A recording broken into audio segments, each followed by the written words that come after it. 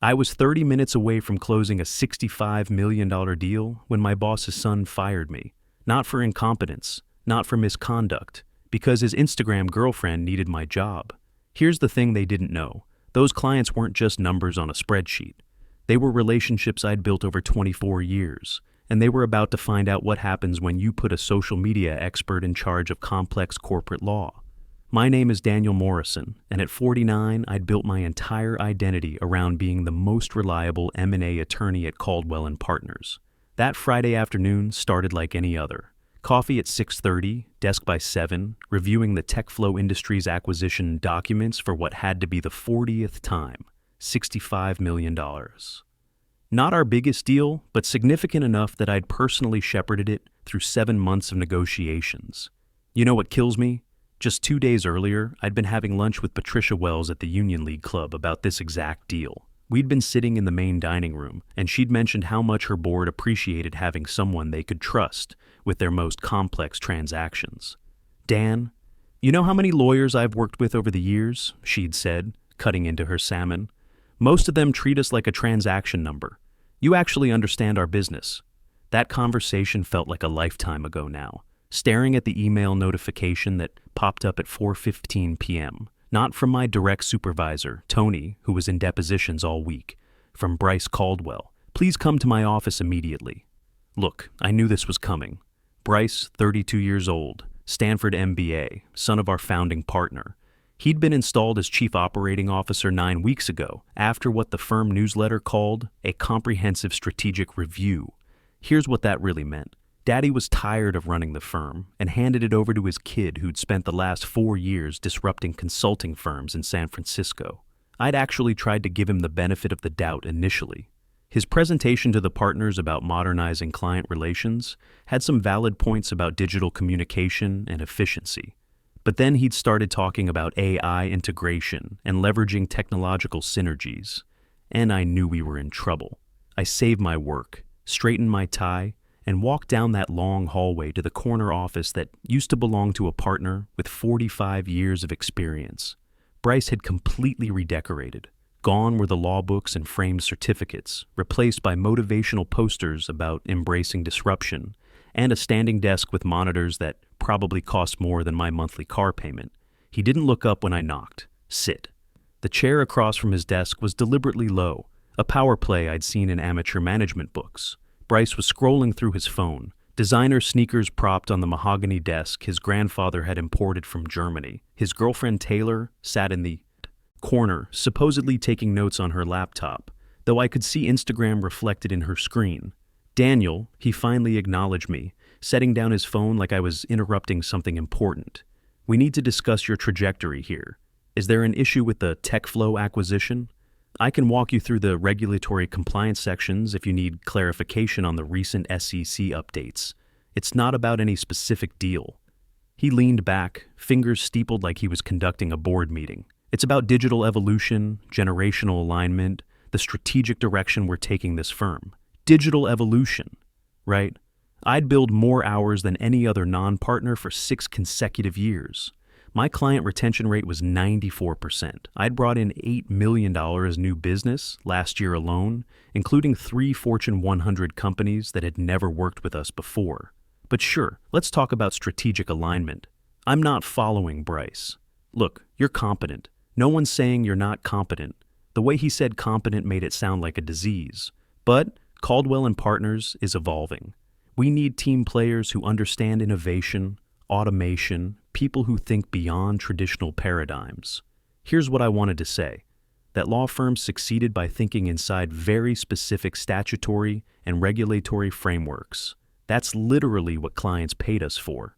Expertise in navigating those frameworks without getting them sued, fined, or criminally prosecuted. Here's what I actually said. What exactly are you saying? Today is your last day. Security will escort you out after you sign this. He slid a packet across the desk with the casual indifference of someone ordering coffee. Non-disclosure agreement, non-compete clause, 7-month severance if you go quietly. My stomach dropped. You're firing me the day before TechFlow closes? Taylor will handle the transition. He checked his phone again, already mentally moved on from destroying my career. Taylor, his girlfriend from the wellness industry, who'd started 7 weeks ago as a client experience strategist. Last week, I'd overheard her asking our paralegal what due diligence meant. The woman had a marketing degree and a certificate in social media optimization. Taylor isn't licensed to practice law. She can't legally handle client transactions or provide legal advice. That's no longer your concern. Her smile was all teeth, no warmth. You have 1 hour to clear out your office. And Daniel, the NDA is non-negotiable. You discuss any client matters, any proprietary information, and we'll bury you in litigation. This firm has very deep pockets. I stood slowly, keeping my face neutral while my mind raced. 24 years. Nearly a quarter century of skipped family dinners, working through holidays, building relationships with 35 corporate clients who trusted me with their multi-million-dollar problems. 24 years of creating systems, templates, and processes that this firm ran on. Think about my son, Austin's tuition payment, $32,000 due in 8 weeks for Northwestern. Think about my daughter Sophie starting her senior year at Latin school, another $18,000 annually. Think about my mother in the assisted living facility, $2,400 monthly for her care. Think about the alimony payments to my ex-wife Linda that don't stop until I'm 62, all of it dependent on my income, my reputation, my career. 1 hour, Bryce repeated, his attention already back on his phone. Leave your key card with security. I walked back to my office in a daze. Through the glass walls, I could see my colleagues avoiding eye contact. Word traveled at light speed in law firms. I was toxic now, radioactive. 1 hour to pack up 24 years. I pulled out my personal laptop, the one I'd use for late-night work when the firm's ancient systems crashed. My personal phone with numbers I'd accumulated over decades of client relationships. My handwritten notes, the kind of institutional knowledge that couldn't be digitized. My reference books with margin notes from hundreds of deals. My coffee mug that said, "World's okay, Dad." A Father's Day gift from Sophie when she was 13. Here's what they couldn't pack into boxes: the relationships I'd built, the personal cell numbers in my phone, the trust earned through countless hours of meticulous work, the industry knowledge accumulated over nearly 25 years of M&A deals, regulatory compliance, and crisis management. As security watched me fill bankers' boxes, I thought about Patricia Wells, about how their CEO had specifically requested me after I'd saved them from a catastrophic SEC violation 4 years ago, about how she'd invited me to her daughter's wedding last summer, about how she had no idea that Monday, her $65 million acquisition would be handled by someone whose biggest legal experience was reading wellness blog posts about contract optimization. I signed the papers, took my boxes, handed over my key card, but as I walked out of Caldwell & Partners for the last time, past the marble lobby and the commissioned portraits of 3 generations of Caldwell lawyers, I wasn't thinking about what I'd lost. I was thinking about what they'd forgotten I still had, and about Tuesday's scheduled meeting of the Chicago M&A Bar Association, where 47 of the most powerful corporate lawyers in the Midwest would be very interested to hear why Daniel Morrison was suddenly available for new opportunities. I sat in my home office at 5:30 p.m., still wearing my suit, staring at the bankers' boxes like they might explain what had just happened. The house felt too quiet for a Friday evening. Austin was back at Northwestern for spring semester, and Sophie was at her mother's place for the weekend. I should have been celebrating the TechFlow closing with Patricia and her team at Gibson's right now. Instead, I was unemployed with 13 years left until retirement. The shock was wearing off, replaced by something sharper, not just anger, clarity. I opened my laptop and started taking inventory of what I actually possessed versus what Caldwell & Partners thought they owned. The non-compete clause was 7 months, but I knew Illinois law better than Bryce did. Non-competes were difficult to enforce when termination was without cause, especially when you could prove bad faith. Firing someone to make room for an unqualified girlfriend definitely qualified as bad faith. First, my systems. Over 24 years, I'd developed comprehensive frameworks for M&A deals, SEC compliance templates, and regulatory change tracking systems. The firm had never asked me to transfer these to their servers, probably because no one there understood their value. They sat in my personal cloud storage, meticulously organized, my intellectual property created on my own time, refined through hundreds of transactions. Second, the relationships. I pulled out my personal phone and scrolled through the numbers. Patricia Wells, Jim Thompson from Midwest Manufacturing, Sarah Rodriguez at Great Lakes Holdings. 35 CEOs, CFOs, and general counsels who had my direct line because Caldwell's official channels meant waiting 4 days for a callback. These weren't just business cards from networking events. These were relationships built over decades. People who had invited me to their children's graduations, who called for advice on everything from contract terms to their kids' college choices, who trusted me with their corporate secrets because I'd proven myself through years of crisis management and weekend emergency sessions. Third, the industry connections that Bryce clearly didn't understand.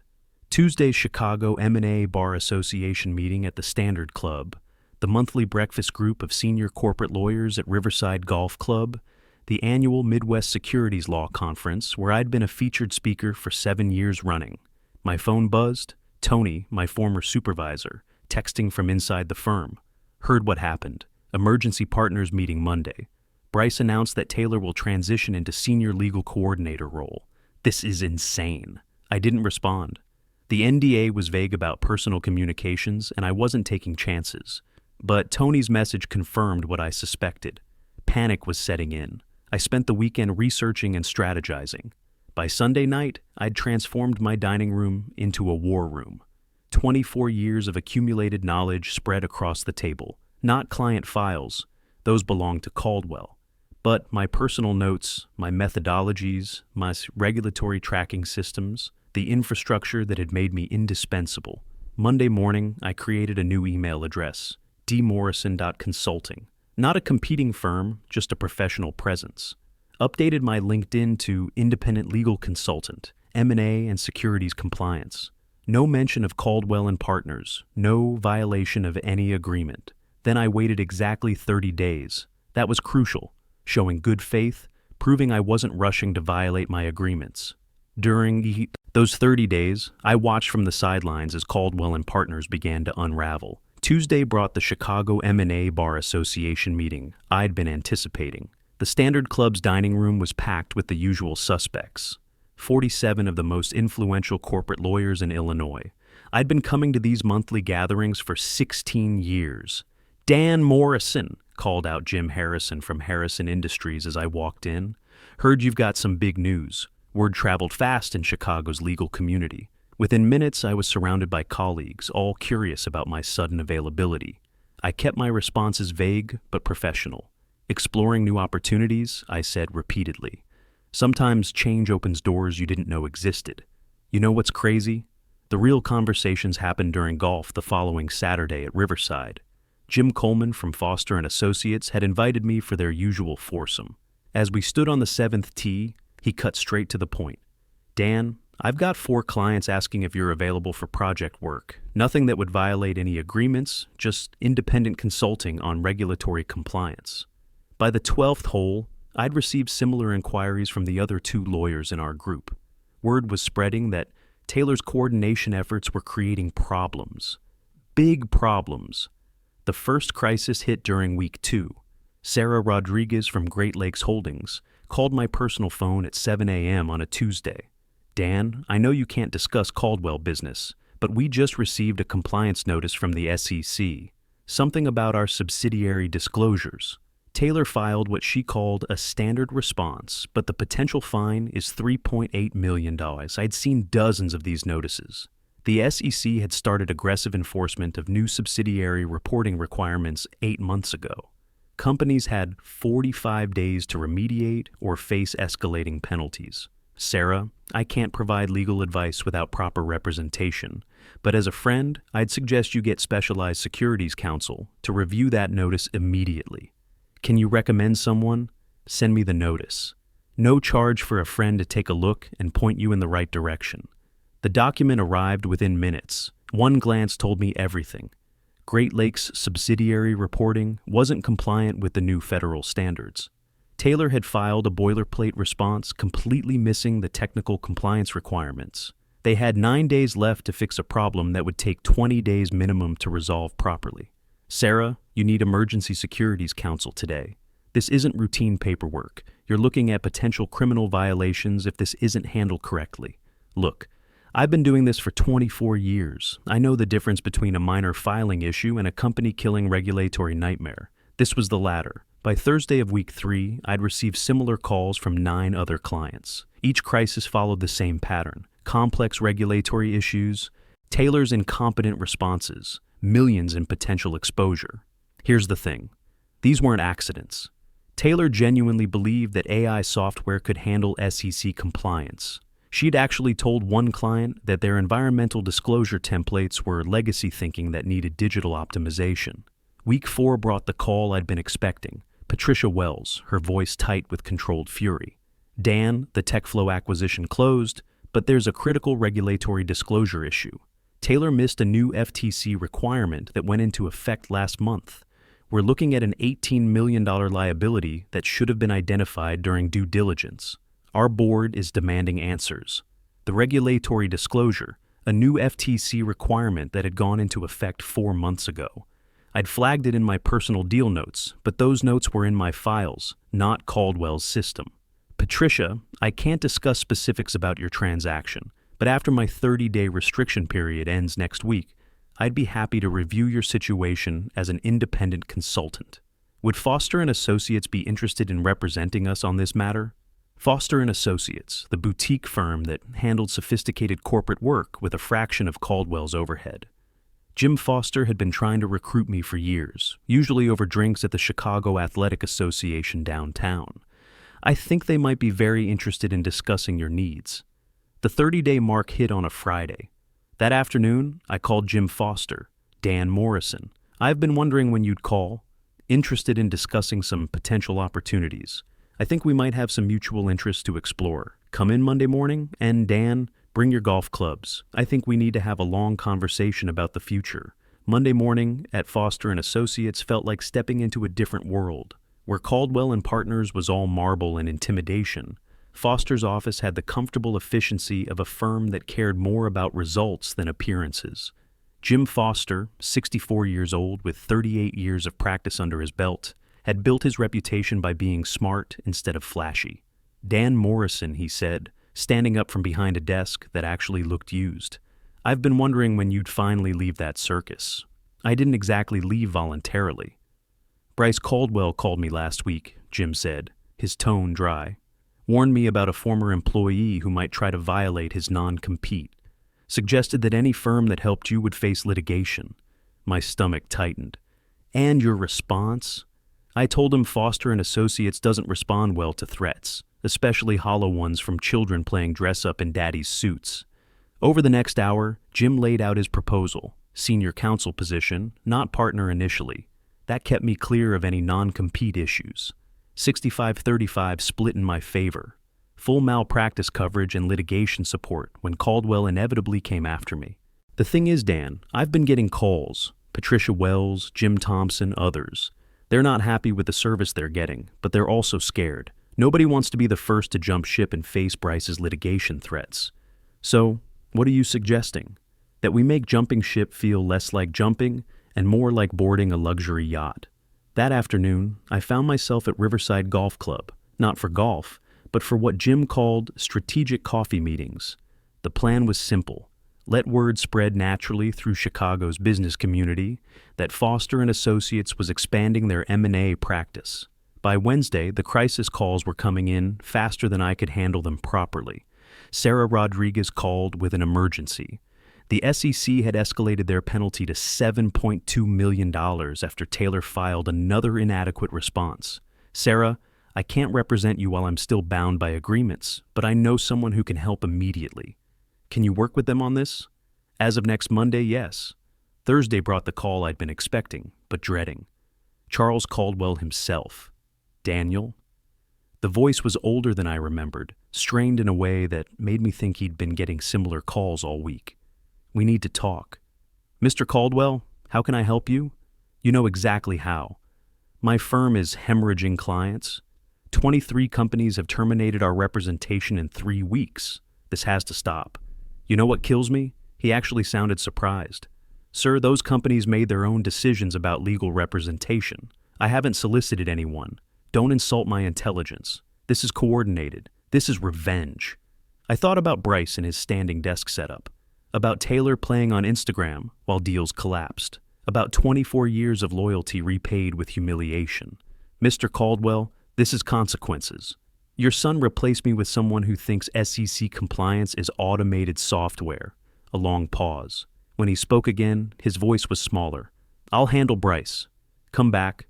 Name your terms, full partnership, your own division, whatever you want. It's too late for that. It's never too late. I built this firm from nothing. I won't watch it die because of my son's mistakes. You know what? For a moment, I almost felt sorry for him. Charles had built something impressive over 48 years since founding the firm in 1976, but he'd also made the choice to step away and leave it in incompetent hands. I don't want anything from you, Mr. Caldwell. I just want to practice law competently for clients who deserve better than what they've been getting.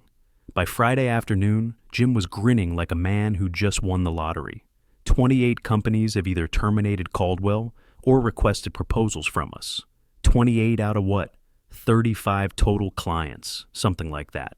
Dan, I've been practicing law for 38 years. I've never seen anything like this. It's not just that they're leaving Caldwell. They're specifically asking for you by name. The call that ended, everything came on a Tuesday morning, 12 weeks after Bryce had fired me.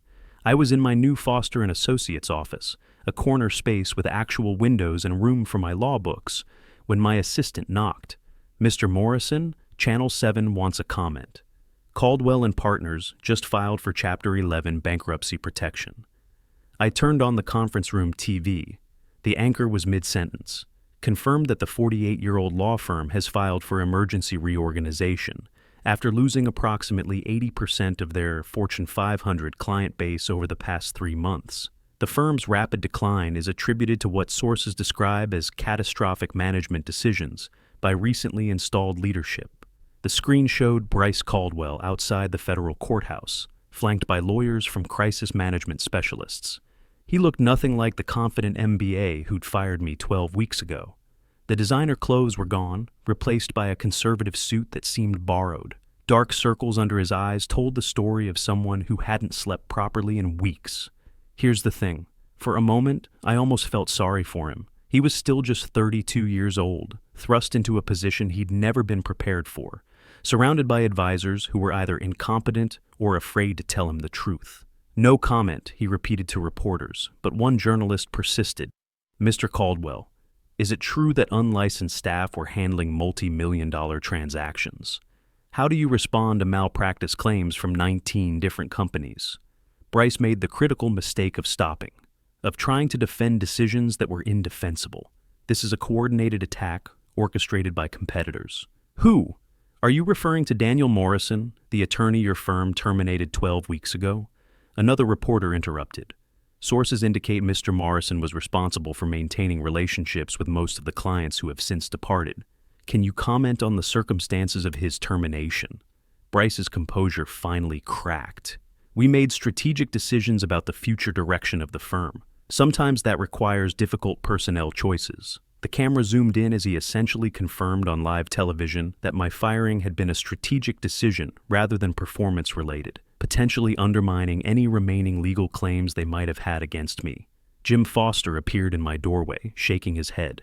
He just made his lawyers' jobs 10 times harder. It's painful to watch, I said. And it was, not because I felt vindicated, but because watching a half-century institution collapse was genuinely tragic, regardless of who caused it. 6 months later, I stood in my permanent corner office at Foster & Associates. I'd made partner after successfully transitioning 28 former Caldwell clients to our firm. Tony was across the hall as a senior associate, handling regulatory compliance with his usual methodical precision. My phone buzzed with a text from Austin. Dad, made. Dean's List again. Thanks for showing me that setbacks can become comebacks. Another from Patricia Wells. Dan, the board approved our nomination of Foster & Associates for Law Firm of the Year from Chicago Business. Well deserved. Even one from my mother's care coordinator. Mr. Morrison, your mother wanted me to tell you she's proud of how you handled your career transition with such grace.